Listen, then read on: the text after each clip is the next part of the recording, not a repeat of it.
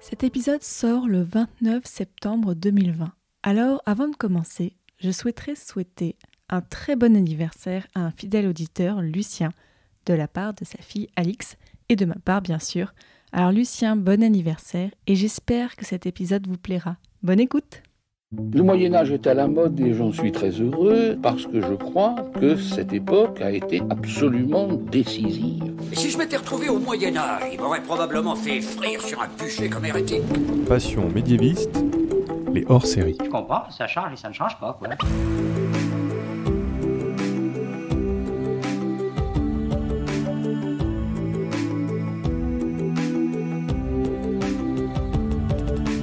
Bonjour à toutes et à tous et bienvenue dans ce nouveau hors-série du podcast Passion médiéviste. Aujourd'hui, nous allons parler du Moyen-Âge dans les séries. Nous l'avons déjà fait parfois dans ce podcast, mais aujourd'hui, nous allons consacrer entièrement le hors-série là-dessus parce que j'ai l'honneur de recevoir aujourd'hui Laurent Vissière. Bonjour.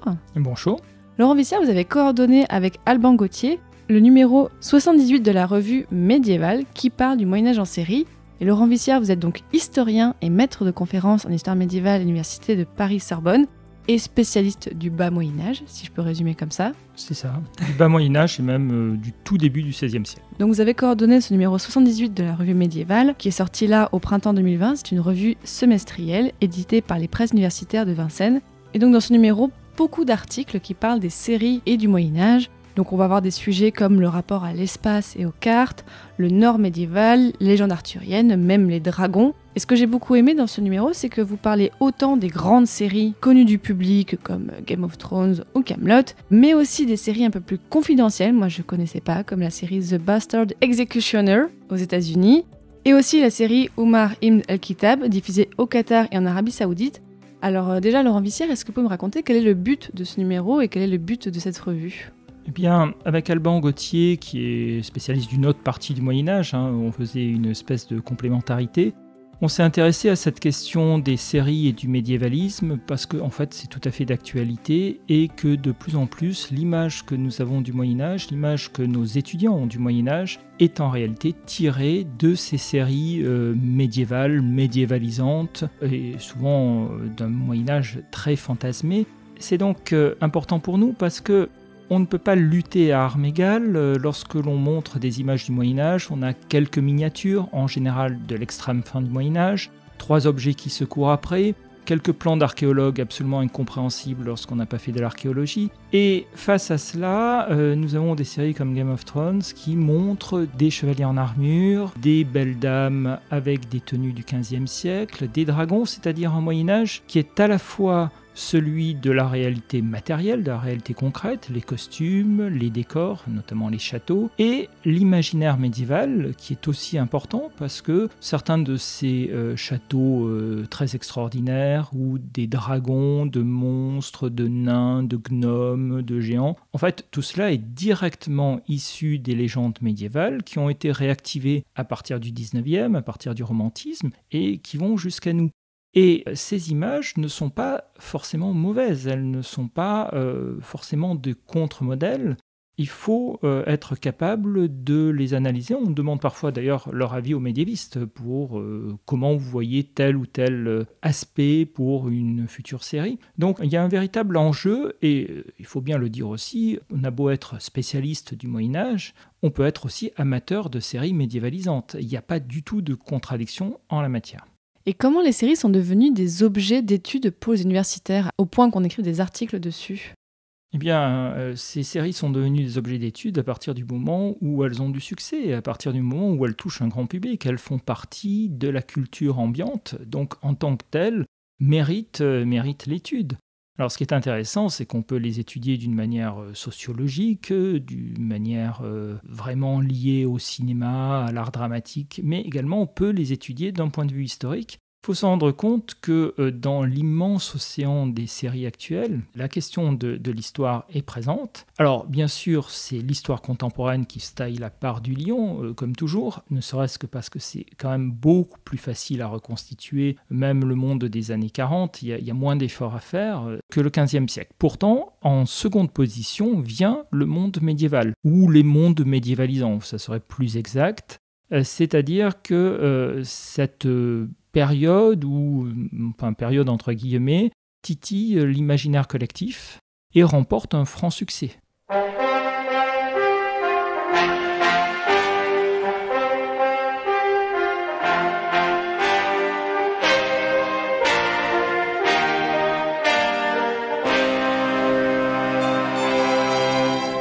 Alors rentrons dans le sujet, notamment sur le rôle des séries dans l'imaginaire collectif qu'on a du Moyen-Âge.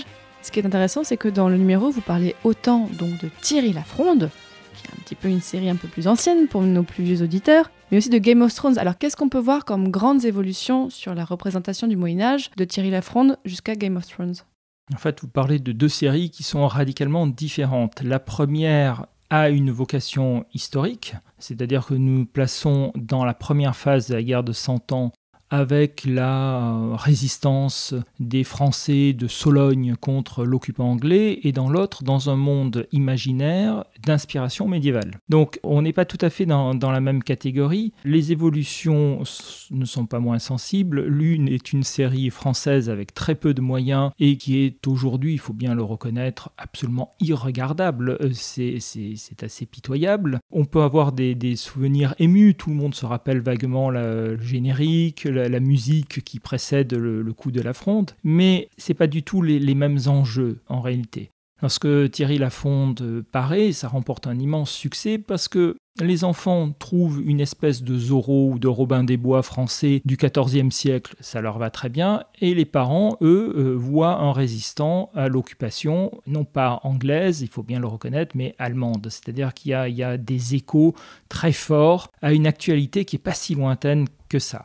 Si vous prenez Game of Thrones, c'est totalement différent. C'est un monde qui est imaginaire. Westeros n'existe pas. C'est une terre qui n'a jamais existé et qui ne fait donc allusion à aucune actualité réelle.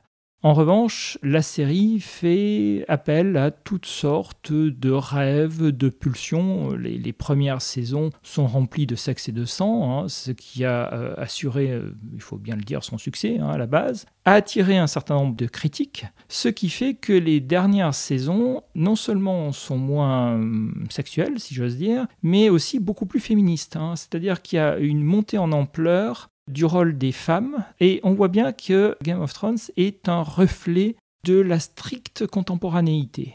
C'est-à-dire qu'on va placer dans un monde imaginaire d'inspiration médiévale des problématiques qui sont issues du temps présent. Donc c'est un peu différent. Alors ensuite, lorsqu'on voit la reconstitution, il faut bien dire que Game of Thrones c'est beaucoup plus médiéval que Thierry Lafronde, qui est fait avec des décors et des costumes absolument minables. Le jeune premier est coiffé, habillé pratiquement comme en 1960, enfin coiffé surtout. Il y a un véritable effort en réalité dans Game of Thrones pour retrouver une ambiance médiévale, et de ce point de vue, à mon avis, c'est beaucoup plus réussi. Donc on peut dire ça, que les séries en général maintenant font un peu plus attention à s'attacher à la réalité historique, ou est-ce qu'on a quand même certaines divergences ? Si je parle en historien, je vous dirais que non, elle ne s'attache absolument pas à la réalité historique, surtout celles qui se présentent comme historiques. C'est le cas de toutes ces séries sur les Vikings, Vikings ou Norsemen ou des choses comme ça, qui montrent en fait un monde hyper viril, hyper violent, mais également un monde très féministe, puisque ces Vikings apparemment laissent une très grande liberté aux femmes. On a une espèce de militantisme féministe à l'œuvre, puisque le nec plus ultra, c'est d'avoir des guerrières vikings, comme si la libération suprême de la femme consistait à fendre le crâne des hommes comme les autres. Et ça, c'est en écho peut-être aux découvertes récentes dont on entend parler parfois, qu'on retrouve des tombes de chefs femmes vikings. Oui, alors ces tombes sont extrêmement controversées. En effet, on a retrouvé des squelettes de femmes vikings avec un équipement de guerriers. Ça ne veut pas dire qu'elles s'en soient servies. Tout le problème est là, et lorsqu'on prend les sagas où on voit des femmes en effet guerrières, réelles ou donc dans les textes du Moyen-Âge. Il faut être extrêmement prudent avec ça. C'est un objet de controverse, mais ce qui est certain, c'est que c'est mis en exergue dans ces séries, parce qu'il y a un véritable écho avec les préoccupations actuelles. Mais par ailleurs, ni pour l'équipement, ni pour le décor, je trouve qu'ils ont fait d'efforts considérables. Je trouve pas ça très réussi. Oui, ils se sont un petit peu inspirés. On en a parlé dans d'autres épisodes du podcast. Voilà, il y a certains éléments historiques qu'on retrouve un petit peu mélangés à une sauce pour le grand public et pour la télévision, quoi. Ils sont pas très crédibles, ces Vikings.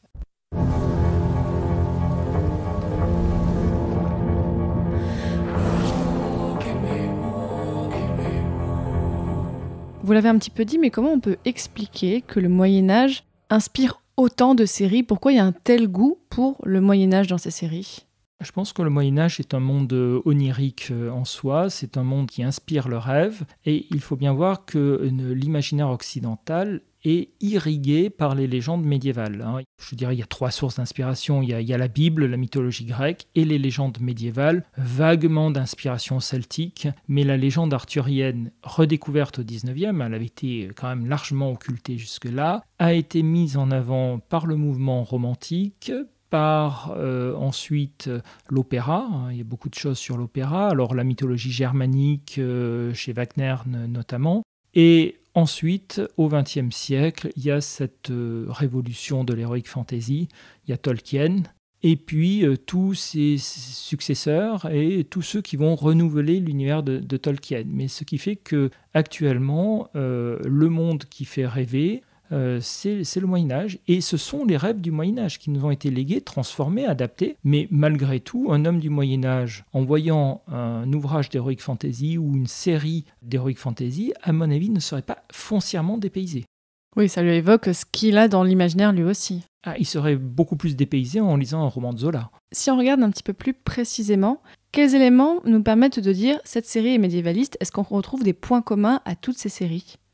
Oui, bien sûr. Il y a beaucoup d'éléments qui définissent la série médiévaliste. Alors, entendons-nous bien, médiévaliste, c'est à la fois médiéval et d'inspiration médiévale. Il y a les deux. On différencie les deux. Mais le résultat final, c'est à peu près la même chose. Globalement, il y a d'abord un décor. On est toujours dans les décors de Donjons et Dragons, c'est-à-dire il faut des châteaux. On a beaucoup plus des châteaux que des villes qui sont représentés. Des châteaux au milieu d'une campagne à peu près déserte, ce qui est toujours amusant parce qu'il faut penser qu'au Moyen-Âge, 90% de la population vit à la campagne. C'est-à-dire qu'on a des campagnes très peuplées, avec très peu de forêts, ce qui est évidemment l'inverse de nos séries où il y a des forêts immenses et 3 petzouilles qui se courent après sur un fond de château gigantesque. Oui, parce qu'il y a eu des défrichements à l'époque. Donc il fallait bien qu'ils vivent. C'est-à-dire que dans Game of Thrones, par exemple, il y a bien une ville, Port-Réal, il y en a 2 ou 3 convois de villes dans le continent médiéval de Westeros. Mais si on prend Winterfell, qu'est-ce que c'est? C'est un château au milieu de rien. Donc c'est la capitale du Nord et le château est au milieu de rien. Ensuite, je dirais la bande-son, c'est le plus amusant pour définir le Moyen-Âge, on le définit par le son. D'abord, il y a la fête, c'est un monde convivial où on aime s'amuser bruyamment, d'une manière si possible vulgaire, avec une musique folklorique à base de flûte à bec, éventuellement de vielle ou de tambourins, des sortes d'instruments un peu archaïques qui donnent la mesure de la fête. Ensuite, c'est des gens qui crient, ils ont besoin de crier pour s'exprimer, et ils se battent à l'arme blanche, ce qui fait que le son le plus fréquemment répandu dans la série médiévalisante, c'est la tôle froissée. C'est-à-dire ils passent le temps à se cogner dessus. Alors comme ils ont des cottes de mailles et des armures, il y a ce bruit de métal très caractéristique, de métal que l'on froisse avec le type qui crie dessous. Donc ce sont des gens qui combattent à l'arme blanche. Ça, c'est absolument vital pour le Moyen-Âge. Alors, c'est amusant, toujours, si l'on prend des séries qui ont pour base l'extrême fin du Moyen-Âge, donc Game of Thrones, c'est le cas, ce qu'il manque, c'est l'arme à feu. Les canons se développent à partir des années 1410, on ne fait plus la guerre en Europe sans des canons. C'est fini. Or, le canon, pour l'auteur d'une série et pour le public, c'est pas médiéval, c'est moderne. Oui, c'est vrai. Du coup, on a des chevaliers en armure de plate que l'on peut dater des années 1450-1480, mais ce qui leur manque, c'est toujours des arquebuses, des bombardes, des canons, des courteaux, des coulevrines, des serpentines, enfin tout cet arsenal à poudre est totalement absent de ces séries. On n'a que la tôle froissée, on n'a jamais le fracas de l'artillerie à poudre qui est pourtant tellement présent dans les chroniques du XVe siècle. Ils sont effrayés par leur propre fracas. Et ça a disparu. Vous avez ensuite des questions de costumes. Les costumes, en général, c'est toujours les mêmes.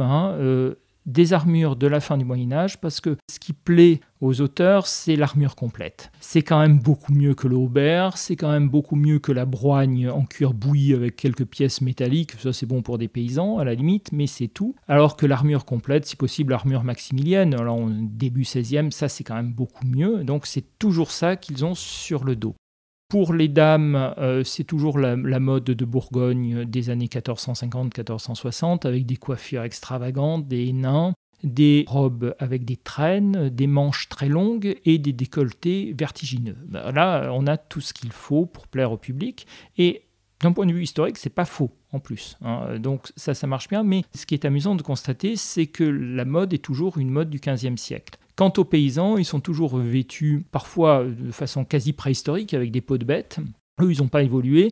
Ou avec des tuniques, des justes au corps. On aime bien les collants, ça rappelle Robin des Bois. Mais là encore, la tenue des paysans est une tenue fantasmée qui ne correspond pas à une réalité particulière. On a l'impression qu'ils sont vêtus de haillons en permanence. Et on ignore visiblement que dans un monde qui fait souvent la fête, ne serait-ce que le dimanche, jour du Seigneur, on a une belle tenue du dimanche. Alors qu'ils font la fête en haillons, comme les autres. Donc, il y a vraiment des éléments là-dessus. Sur le décor, je reviens, on insiste sur le château, on gomme la ville et on gomme aussi l'église. L'aspect religieux est particulièrement maltraité. C'est un monde extrêmement religieux, c'est presque une évidence et on a presque honte de le dire. Pourtant, dans ces séries, on ne les voit pas tellement aller à la messe, on ne les voit pas tellement avoir une activité religieuse quelconque. Et lorsqu'on voit une activité religieuse, elle est en général perçue de manière très négative. Les prêtres sont toujours des inquisiteurs en puissance, ils sont là pour oppresser le pauvre peuple, pour imposer une tyrannie religieuse. C'est très très net. On met en avant plutôt les Vikings qui sont des païens et des hommes libres, et ils ont beau massacrer tout le monde, ils sont tolérants.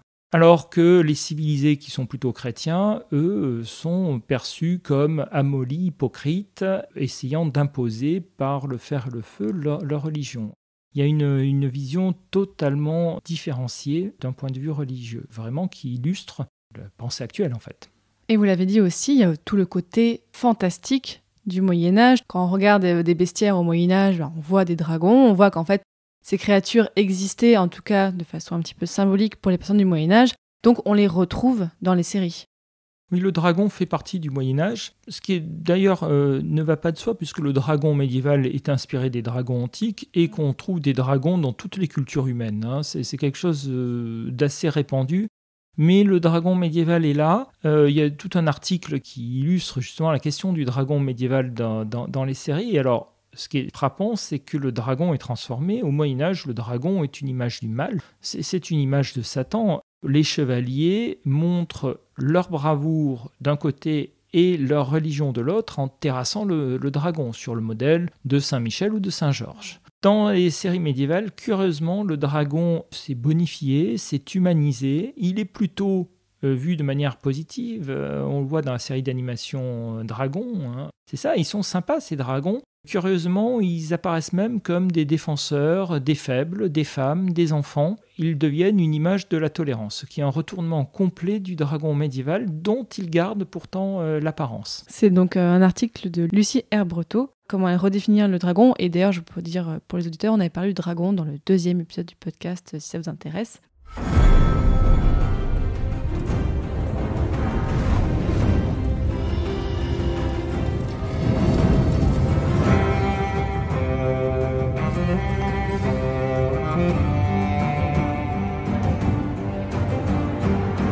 Alors, si on regarde dans ces séries, est-ce qu'il y a vraiment une place quand même pour la réalité historique ? Est-ce qu'on a quand même des séries qui s'entourent de vrais conseillers historiques, où on peut quand même reconnaître une certaine volonté de vouloir ressembler, à part bien sûr pour les séries un petit peu fantastiques ? En général, les séries dignes de ce nom qui se veulent historiques ont toujours un conseiller historique, que j'espère bien payé, parce qu'il faut qu'il avale toutes les couleuvres de la réalisation. C'est-à-dire qu'on ne l'écoute pas, par définition. Au moins qu'il ait des compensations financières.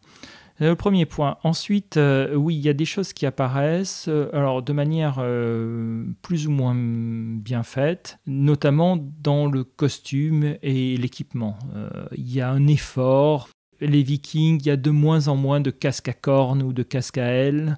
On a de plus en plus tendance à exposer des pièces archéologiques, enfin à reconstituer des pièces archéologiques. Donc il y a malgré tout un effort là-dessus, mais qui ne va pas beaucoup plus loin. Quand on voit les combats à l'épée, c'est des combats trop longs. Un combat à l'épée, il est court. En général, ça ne dure pas des heures. Et de toute façon, deux épées qui s'entrechoquent très violemment, il y en a une qui va plier ou casser très rapidement. Donc ce n'est pas de l'escrime moderne. Et on est encore très loin de l'escrime médiéval lorsqu'on voit par ailleurs de très beaux combats à l'épée. Il ne faut pas se priver du plaisir de regarder la série. J'en regarde aussi. Et si on les regarde avec l'œil du médiéviste, il vaut mieux aller lire un livre, c'est clair. Donc il faut faire attention à ça.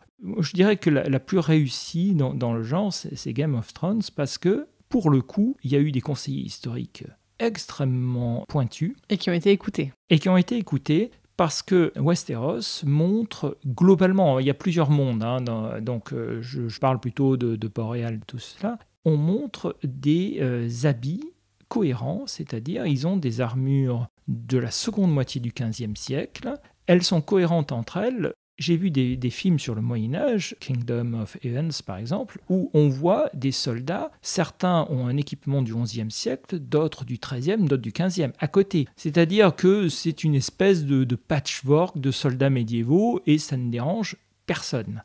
On voit des tours d'assaut, des catapultes géantes, dont les performances sont complètement aberrante. On voit même un bombardement d'artillerie avec des catapultes en mouvement, mais on n'a jamais vu ça nulle part. La catapulte, elle ne bouge pas. Une fois qu'on l'a montée, elle ne bouge plus. Je veux dire, on a vu des choses complètement aberrantes dans des films qui se prétendaient historiques.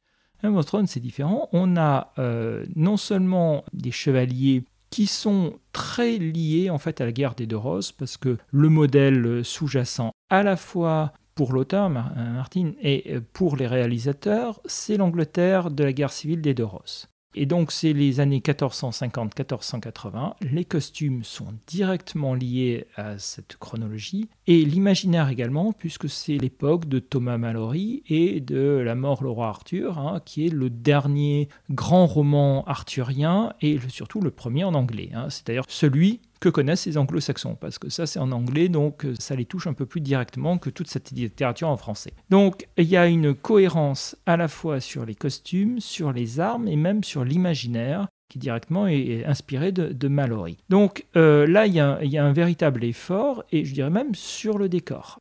D'un point de vue historique, c'est la plus réussie, ce qui à mes yeux est complètement paradoxal, puisque justement il n'avait pas à être aussi précis. Et donc là, de ce point de vue, il y a une véritable réussite.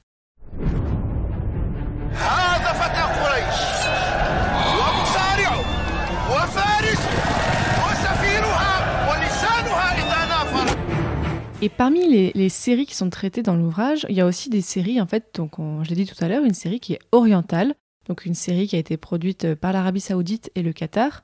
Pourquoi avoir choisi de parler de cette série-là et quel point de vue elle apporte sur le Moyen-Âge ? Oui, alors cette série, c'est Oumar, donc c'est les débuts du califat. Elle a été produite en 2012, c'est une coproduction du Qatar et de l'Arabie Saoudite, et ça illustre en fait toutes ces séries, pas médiévales à l'égard du monde arabe, parce que pour eux, ce Moyen-Âge n'existe pas, c'est pas la même chronologie. Ces séries sont nombreuses, elles sont totalement inconnues en Occident, d'abord parce qu'elles n'ont pas été traduites, et puis parce qu'il n'est pas sûr qu'elles trouveraient leur public, puisqu'au contraire de l'heroic fantasy qui est très hostile à la religion, qui montre l'Église catholique ou un clergé de fantasy, mais qui est directement inspiré par l'Église, de manière péjorative. Là, au contraire, ce sont des séries à vocation religieuse. C'est pour montrer le triomphe de l'islam. Oumar et ses combattants sont les champions du djihad, perçus de manière extrêmement positive dans le monde musulman. Il n'est pas certain qu'on ait envie de regarder ça. D'un point de vue historique, autant qu'on puisse en juger, elles sont bien faites, c'est-à-dire qu'elles se basent sur la tradition musulmane, notamment la sira, cette vie officielle entre guillemets du prophète. et sur les documents ultérieurs, les premières chroniques de l'expansion musulmane, c'est-à-dire qu'elles reprennent ces textes canoniques dans le monde musulman, évidemment sans le moindre recul, c'est-à-dire que c'est la mise par image de la Sira et de ses chroniques. Alors avec des subtilités par rapport aux séries occidentales, par exemple, Mahomet n'est pas représenté, puisqu'il ne faut pas le représenter, donc il est là, mais on s'arrange pour ne jamais le voir. Donc ça, c'est une subtilité. Par ailleurs, il y a des moyens, donc il y a des effets tout à fait hollywoodiens, ça pourrait être tourné par des Américains, selon des concepts américains, mais avec une autre vocation. Alors, c'était très important d'avoir au moins un article là-dessus parce qu'on ignore complètement la masse de cette production qui est considérable, qu'on ne voit jamais parce qu'on est inondé par les séries américaines, les bonnes, les mauvaises, les médiocres. Et d'ailleurs, l'article est écrit par Hassan Bouali et par Enki Baptiste, que les éditeurs du podcast connaissent parce que je l'ai reçu dans le podcast pour parler des débuts de l'islam. Je suis très contente, en fait, dans cette revue, je retrouve pas mal des gens que j'ai reçus dans le podcast, donc ça m'a fait plaisir. Et justement, si on continue de parler de point de vue, est-ce qu'il y a une différence sur le traitement du Moyen-Âge entre le point de vue européen et le point de vue américain? Parce que forcément, on n'a pas les mêmes références dans ces deux espaces. Je ne suis pas certain, parce qu'en réalité, il faudrait parler d'un point de vue anglo-saxon qui est dominant. Et beaucoup de ces séries, en fait, sont des coproductions avec l'Angleterre dans le coup. Beaucoup de choses sont tournées en Angleterre ou au pays de Galles, comme la série du Bastard. Là. Il y a, à mon avis, un point de vue anglo-saxon de l'heroic fantasy, parce que c'est ce monde anglo-saxon qui domine l'heroic fantasy et de très très loin. Et puis, il y a quelques séries françaises, mais je dirais un peu à la traîne par rapport à ce mouvement. Avec des exceptions, mais si on prend Thierry Lafronde ou les deux séries qu'on a eues sur les rois maudits, ce sont des exceptions, c'est plutôt du théâtre filmé. Si vous prenez Kaamelott, c'est plutôt des séries très ironiques, très humoristiques, mais finalement dans la veine des Monty Python. Donc il n'y a pas, à mon avis, de différence sensible. Il y a simplement une différence de traitement dans des séries plutôt courtes de type théâtre filmé et des séries à rebondissement, à grand spectacle, à grand tralala, qui sont plutôt anglo-saxonnes par l'ampleur des moyens mis en œuvre. Donc on a dit, il y a déjà pas mal de sujets traités par les séries. Qu'est-ce que vous aimeriez voir traité dans une série? Si on vous dit, voilà, Laurent Vissière, on voudrait faire une série sur le Moyen-Âge, donne-nous une idée de sujet, vous penseriez à quoi?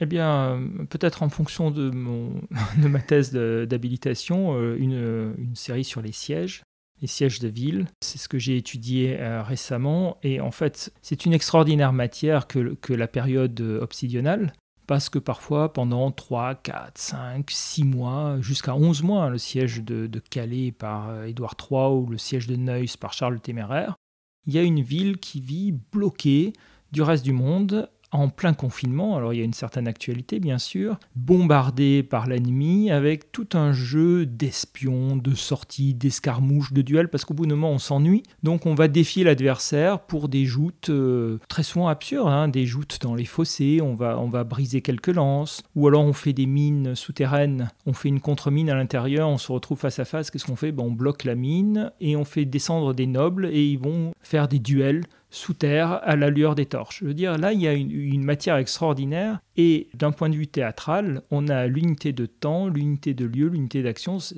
sont des drames ou des tragédies. Ensuite, selon l'humeur du réalisateur, eh bien, on peut prendre un siège qui est mis à sac à la fin. Donc, pour les amateurs de sexe, de sang, de violence, c'est parfait parce que tout est possible.